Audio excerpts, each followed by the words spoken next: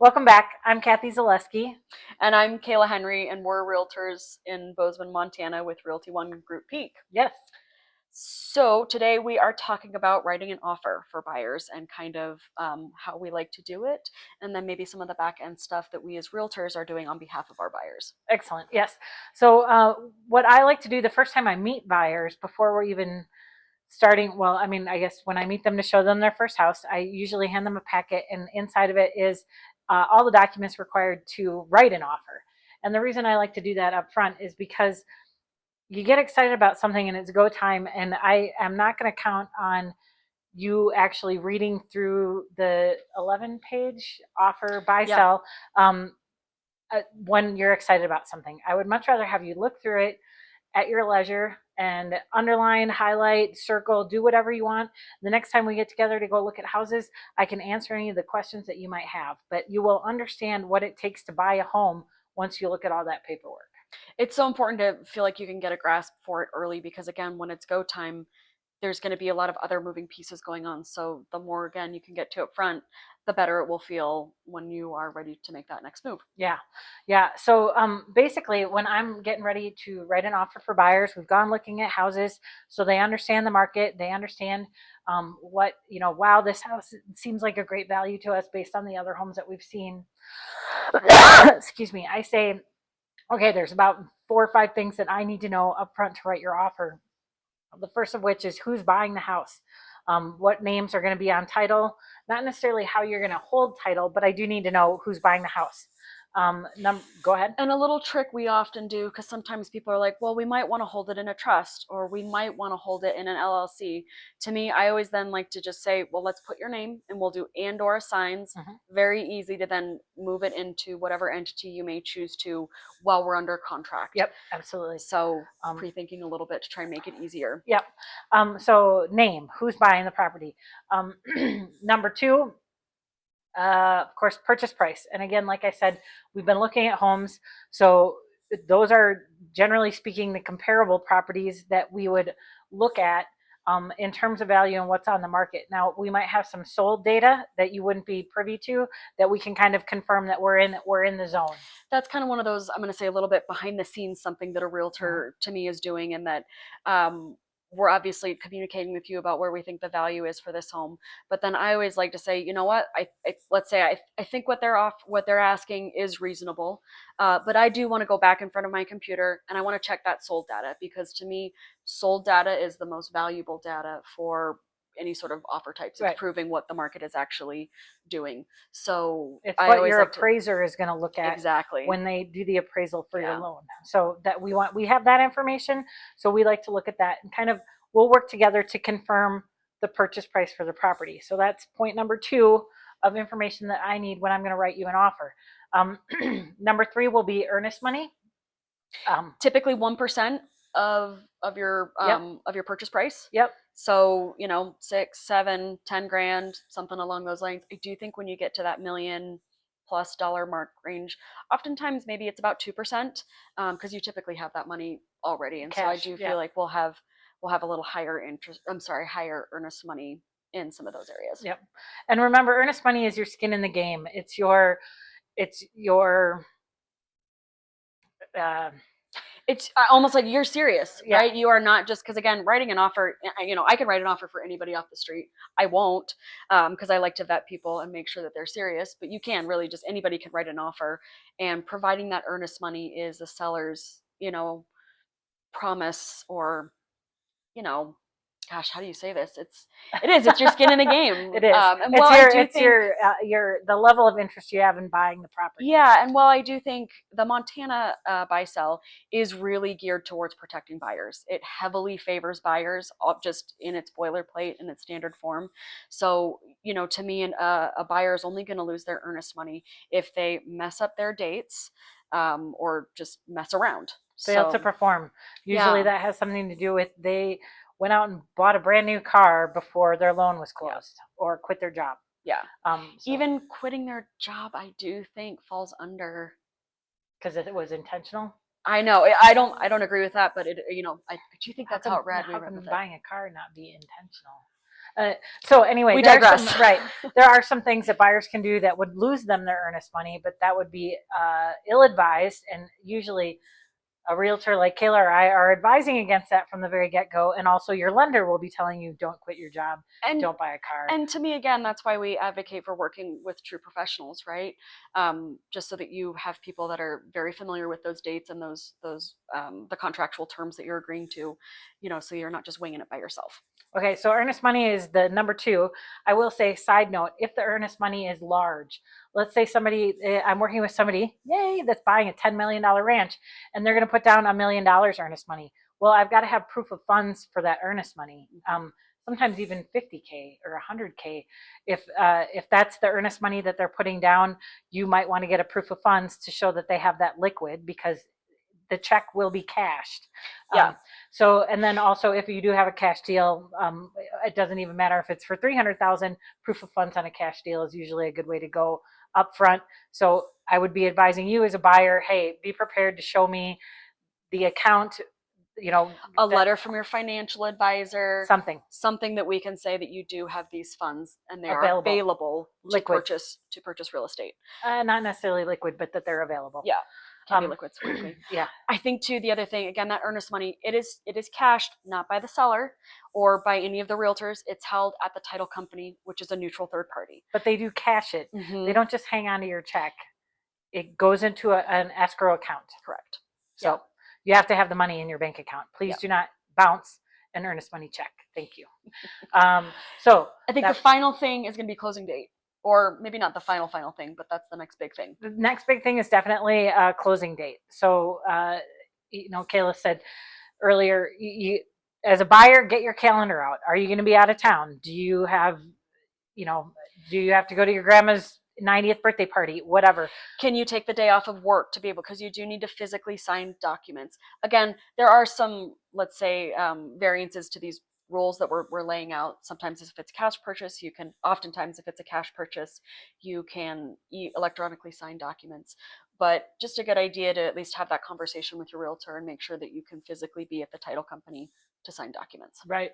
I will also say, in terms of closing date, I have had it where some people were liquidating a 401k account, and so backs to do the purchase. So backstepping that, if that takes a certain amount of time to liquidate that, let's say it'll take 2 weeks for those funds to actually be available to you, you need to count that time. Moving the closing date, while it's not impossible, it's not cool. Sorry, it's not cool. So let's try and plan ahead as best we can, so everybody's shooting for the same time zone. There are a lot of people working on your behalf as a buyer to make sure that everything goes according to plan, and that plan is based on that close date. So yeah, as a buyer, take out your calendar. Let me know if you're going on vacation, if you're going to grandma's, whatever. If you have mandatory continuing education and you're not going to be able to leave your job during that day or whatever, then let's move it around. Be available on that date, and then obviously making sure that whatever current living situation you're in either overlaps that date some, so that you have time to move. Just being cognizant of, again, the logistics that go into moving, because of course that's what you're going to end up doing. Yeah, woohoo! So close date is probably number 3 most important, and I think there's a lot of boilerplate. It's an 11-page document. The next kind of part of the offer would be tied to inspections, all sorts of inspections, any kind of inspection you want to do, and not limiting to like making sure that the title company does their inspection on the title that's available for the property and how that deed has changed hands, right? So there are several different dates in there. Realtors like Kaila and I kind of know what is fair and to be expected in this market. So for an inspection, we'd probably put a date of 2 weeks and maybe 3 to 5 days for the seller to respond to us from our inspection notice. Usually title, that we want title commitment within 5 days. Then we'd also have an insurance commitment, but that usually would be before close date. Yeah, so usually, again, I really like to have that, our inspection notice date, so otherwise known as the notice date. That would be, again, about 2 weeks out. And then your resolution date, a couple days, just like you said, Kathy. I think that's usually what we're shooting for, again. If it's a larger property, maybe a ranch or something along those lines, yeah, you might need some extra time. But of course, taking that on a case by case basis. The title contingency, that is typically just a number of days once the title company provides you with the preliminary title policy. And you just want a couple days to review that to make sure that there's nothing that is kind of crazy or outstanding. Occasionally, we have had at one time where there was an old outstanding note on it that we had to figure out how to get cleared. So I would say pretty uncommon, but still things can come up that you want to be reviewing and checking in with that. Right. And then appraisal, that to me is another big one where you want to have, the property appraising for your purchase price. Right. My one thing where I would deviate with that is if it is a bidding war and you're offering over asking, it is not the seller's responsibility to cover that gap. So I always recommend that my buyers be willing to do that because, again, I think any good agent would never have their seller agree to potentially covering any sort of gap in appraisal. Right. Something we saw back in 21, 22 when the market was really crazy. Yeah, so I think those dates that we kind of just went over are dates that Kaila and I have got a good handle on what's typical and what's average and what's doable. I guess that's about it. I think appraisal is usually given 3 weeks because sometimes people don't order their appraisal until after they're through inspection. Before they spend another $450, $500, $600, $700 on an appraisal, they want to make sure that we've come to terms on what inspection items may need to be repaired or if a proper or reasonable credit is given instead. But all of those dates are kinds of things that we will certainly discuss with you, but we have good reasons for putting them at the time. There's a reason we recommend them, Yeah. right? So just know that it's because of experience and market knowledge that we're recommending either a certain amount of days or specific dates on that buy sell. Right. And then I think the last thing that we'll talk about is the response time that we want on the offer. So typical, I think very typical is 24 hours. Now, if for some reason you need a response time quickly because maybe you want to decide between this home and another home, and if these people aren't going to go for your offer, then you want to move on to the next one. Well, okay, that's okay, and it's a strategy. But if a lot of times things can get revived pretty easily. So we want to make sure that we're protecting you in terms of what your wishes are. If you just want to really give these people only 6 hours to respond because you kind of like this other house better anyway, well, okay, then let's play that game. And I think that response time to me is so market dependent, right? So in a really crazy market, you can't maybe really force a seller's hand. Like you're just going to give them the time they need and hope that they like your offer best because it's a great, well-crafted offer. I think also there can be strategies though in more of a buyer's market where you are saying, we'll give you your asking price, but we want all of these big things and we want to know pretty quickly or else we're going to give you 50 grand less. Right. Because this offer is only good for this time. So again, I think that response date can really be some sort of a tool where you want to rely on your realtor to help you understand what's the market doing right now, how is my offer going to feel to a seller, right? You want to really think about the other side because, right, it takes two parties to buy a house and sell a house. And so I know something that I've used for my buyers is when I am writing an offer that, maybe we're asking for 25,000 off of their asking and we want 20,000 in seller credits. So we're essentially asking for $45,000 off, which that can probably feel like a gut punch. I know. But I'm going to give them the weekend to think about it because the house has been on the market for the last 4 months. Yeah. And maybe they're ready to just get moving. And I don't want to force their hand. I want them to really have time to think about how can they make this work or what could work for them. So again, very different strategies to use that date for kind of what the situation is. And as your representative, Mr., Mrs., Ms. Buyer, we also will likely talk to, we will likely also, I will absolutely give the listing agent a call and ask if there's other offers. Maybe even they're currently negotiating offer. Well, what's the response time on that offer? Or what's your response time on other offers? Because we need to know that. That's going to help us formulate our response time. And that's a lot of the things, again, we'd say a little bit, what are realtors doing in the background? So maybe that's a great way. We've kind of gone through, let's say, the main pieces of the buy sell. So again, on the backside, what your realtor should be doing for you is, calling that agent and seeing how much activity has been on the house. And what maybe sometimes to me, I'm like, well, hey, we want this purchase price. But if your client needs 60 days to move out, no problem. We're not in any rush. That's not a hardship for my buyers. So we're happy to give you that extra time if it would help your sellers feel a little bit better about it. There's a lot of different strategies. I would say my job is to sell stories and to talk about stories. So any single time I'm writing an offer or reviewing an offer, you better believe I have spoken to that agent on the phone. Yeah, for sure. Always. Non-negotiable for me. For sure. I think that when I would never write an offer without calling the list agent, because if And they're it happens, sorry to interrupt, no, but I'm I sorry. mean, the last 2 offers I received, I didn't get a single call. Right. But I Um, am then I'm going to pick up the phone and say, hey, tell me about your buyers. What do they've got going on? Tell right. me a little bit about their story. Because that not only helps me understand, again, who might be buying the home, but then I can understand that and help my seller formulate the best decision for Right. themselves. Well, and like we started kind of at response time, and then this is background. Well, okay, I have sellers right now that are in California, and they're older, and they really like to sit and talk about things together. And if one of them's at the doctor, we can't respond in 4 hours. Mm-hmm. You could be at the doctor for 2 weeks, or maybe Mm-hmm. one of them, which has happened, right, is in the hospital, Yes. right? Like these are things that, hey, you know what? Yes, he's conscious, but he's in the hospital. You're going to have to give us 3 days to respond. Yeah. Okay, fine, no problem. Now we understand. Are there any other offers on the table? But I think as your representative, as your buyer's agent, definitely we're calling the list agent to see what else is happening. It might even say, hey, we've had 3 offers at this number in the past and that didn't fly. Yeah. So you're going to have to do better than that, or I hope that your offer is better than that, or it's probably not going to fly either. Because then again, we don't want to waste your time. It takes a little bit. You're reviewing documents, you're e-signing, and again, you You're might be getting doing, excited. yeah, and you might be doing all this while you're also, again, trying to work or be with your family or be on vacation. Like life is still very much happening.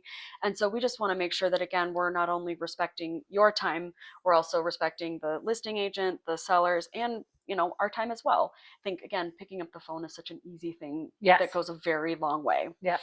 So doing that, I also really like to call the lender. Yeah. So again, as a buyer agent, of course, I'm going to call the lender and see, hey, based off of what you know from where they're at, what would be better? Do we want to get the purchase price as low as possible, or do we want to try and ask for more in seller credits? Money off to a seller, either in a purchase price or in seller credits, it's just money out of their pocket. It does not matter to them how it's spent. But for you as a buyer, those two different structures can make a huge difference in either your cash out of your pocket to close or your monthly payments. So again, I want to be really informed about what structure of offer would be best for you. Well, and along with talking to the lender, are they capable of getting it closed in 30 days? Yes. Sometimes I might say, hey, this loan's been taking a long time. I'm not sure why. Or, we're doing a Veterans Administration loan, a VA loan. And so that requires the appraisal to have a appraiser to have a certain certification. There's only 3 of those in the Valley. Yeah. So it might take a while to get that appraisal. So can you please put the close out for 45 days? Okay, sure. And then when the listing agent calls me back and says, hey, why does this offer say 45-day close? I can say, because the lender told me. And then they go, oh, okay. For So, these reasons, right. right? We always want to sell that story. Right. It's not just an arbitrary number that we've put out there. There's reasons why we're choosing and helping craft these offers. Right. And again, to me, a well-crafted offer in the beginning, just it sets the tone for the rest of the Right. of the deal, hopefully. Dates are important, as we said. It's not cool to miss your close date, and there have been. This happened to me personally in one of my many home sales. It was scheduled to close on June 19th, which is now an official federal holiday, so we could not. Yeah. Nobody realized it until like 3 days before close. So that one snuck up on you. So again, looking at your calendar, looking at your dates, knowing what you're capable of, talking to the lender, hey, do you guys have any banking holidays between now and then that we should consider that might slow the process? I mean, I put a deal together right before Christmas, and so I had a three-week inspection period because I was like, between Christmas Eve, Christmas, and then New Year's, I just don't know. Yeah, it really can add up in that time frame. And I told the other agent that, and she was like, "No problem. We understand. Thanks for making it happen. We're happy to give you that." And we closed on that last Tuesday. So also, not necessarily a national holiday, but hunting season can sometimes affect inspectors' availability or bankers' availability. So, we just have to be cognizant of all these things. Yeah, and I think I think, again, so many moving pieces, but that is where, again, hopefully you've built that trust with your realtor, right? You've been working with them, and you know that they're professionals and have a grasp on what pieces you can toggle with and what pieces really matter. And, in my mind, it is, I would say, relatively simple, right? I don't think if you're offering a ton of earnest money, you're not going to get some crazy deal on your purchase price. That to me, just that's not No, it really doesn't equate. it's not a big thing from the seller side, right? So again, always important to really think about it from a seller side. I know I've had people ask me like, well, are you a buyer's agent or are you a seller's agent? And Yeah. I'm like, I do both, because you need to see both sides of it, because again, we're all working towards the same goal. Somebody wants to buy a house, somebody wants to sell a house. How do we come together to make that happen? So Well, and you said this to me before, Kayla. As a writing an offer for a buyer, I might say something to you like, "Hey, that's not gonna that big earnest money check is not gonna matter to the seller at all." And then you might say, "Well, why do we care about what the seller thinks?" yeah, whose side are you on? Well, because they have to accept our offer. Like Yeah. we are working together. So if that doesn't benefit them, then keep it in your pocket until close or whatever. Um, Also, I think it's important to remember that when you tell me you want to buy a house, I want to help you get that house. And if I say to you, "Hey, this buyer needs to stay in the house for an extra 10 days. Mm-hmm. Is it okay with you if we move the close date 10 days?" It's not because I'm working for them. It's because you told me you wanted this house and that guy needs 10 more days. Yeah. Are you willing to give it to them or not? Yeah. You know, it depends on how much you want the house, but know that I am delivering the message. I am not working for the seller. I am working for you. It's such a great point, and again, can happen on either side of the transaction, where sometimes people question who's working for who, and it really is a collaboration, right? And so knowing that when you're making a recommendation, or even not a recommendation but offering a different side, you know what can we work with together? How do we make this happen? Because again, everybody has the same goal. Yeah, absolutely. So I think that's all I have. I don't know if well, I guess one other thing I do want to chat about is, again, sometimes when we're crafting those offers, if it's a really busy time, let's say it's spring and we have had great weather in Montana, that always seems to correlate with a really busy buyer season. I might be calling a home inspector or two to make sure that they can get us in within 2 weeks, because occasionally they are booked 2 weeks out, and we want to make sure that we have a day or two at least to go over that inspection, Right. so that you're not totally bumped up against that. So again, sometimes I'm calling a home inspector too and making sure that they've got availability to do those home inspections for us in the time frame that we're requesting. Again, that can also help your offer stand out amongst other offers, if that is the case, where I can then of course call that listing agent and say, here's our offer. I have inspections tentatively scheduled for this Right. date. Exactly. We can We're get this ready. done. Yeah. Yeah. Yep.